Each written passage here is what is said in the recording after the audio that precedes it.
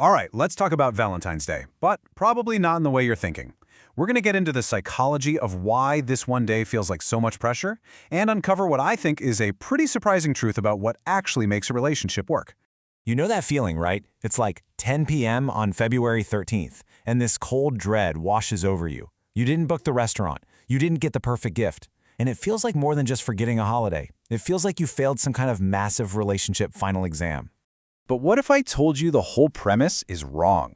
What if the healthiest, happiest, most secure couples are actually the ones who don't really make a big deal out of Valentine's Day at all? I know it sounds a little cynical, but trust me, the psychology behind it is absolutely fascinating. So, to really get this, we have to ask the big question. Where does all this pressure even come from? Turns out it's not just in your head. There are some really powerful psychological forces at work. Okay, first up, there's this thing called social comparison theory, an idea from a psychologist named Leon Festinger way back in 1954. It basically says it's a fundamental human instinct to figure out how we're doing by looking at how everyone else is doing. And you can probably guess where this is going in the modern world. Exactly. It's our normal, everyday life versus everyone else's perfectly curated highlight reel. You know, you're happy with the nice, quiet evening you had, but then you open your phone and see surprise trips to Paris and rooms just filled with roses. It's an impossible standard. And the pressure doesn't just come from the outside. A lot of it comes from within. There's this other theory that suggests if we feel even a little bit insecure in our role, like as a good partner, we tend to overcompensate with these big symbolic gestures. It's our way of shouting, "See, everything's great," mostly to convince ourselves. And this just nails it, doesn't it? The performance of love can start to feel more important than the actual day-to-day practice of love. It's this grand public statement that can sometimes cover up a very private silence. Now, for anyone who's single, this day can be especially rough. And it's not just, oh, I feel left out. Neuroscientists have actually found that social exclusion, that feeling of being on the outside looking in, it triggers the same parts of the brain as physical pain. So yeah, that ache you feel, it's real. So all this pressure to perform, to measure up, it leads us straight into what you might call the grand gesture trap. And this is where things can seriously backfire. Researchers actually have a name for this. They call them prescribed relationship behaviors. That's just a fancy way of saying you're doing something romantic not because you feel this spontaneous burst of love, but because you feel like you have to. It's that, well, it's February 14th, guess I gotta buy some flowers, feeling. And here's the killer. That feeling of obligation, it's poison for romance. The second an act of love feels like a chore, it's stripped of all its meaning. We're all incredibly good at sensing the difference between real affection and just checking a box. I mean, just think about it logically. When you funnel every single drop of romantic energy, all your expectations, into one single 24-hour window, you're setting yourself up for failure.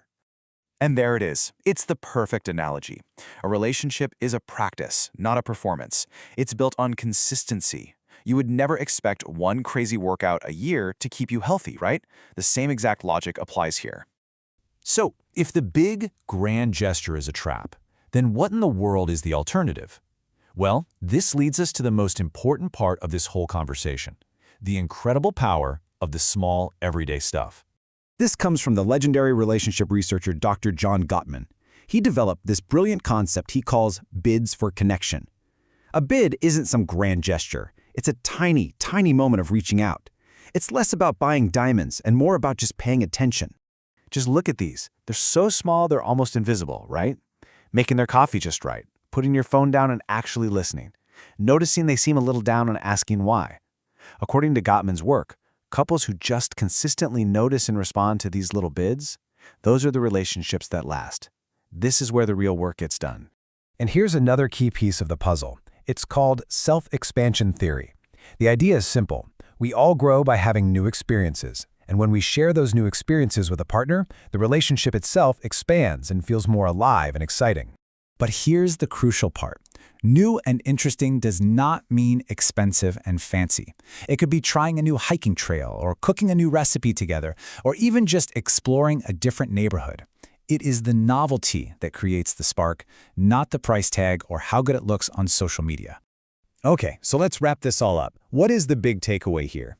It's really about a fundamental shift in perspective, moving away from a one-day performance and toward a 365-day practice. You can really see the difference side by side. Are you in the holiday model, performative, scheduled, obligatory, or are you in the everyday model, genuine, consistent, and just present? That's the whole ballgame. Because honestly, this is the core of it all. Anyone can be romantic when a calendar tells them to be, but true love, true devotion, that's showing up on a random Tuesday when you're both tired, when it's totally inconvenient, and when there's no audience to applaud you for it. So if you walk away with anything today, I hope it's this. The strength and the beauty of your relationship is not and will never be proven on February 14th.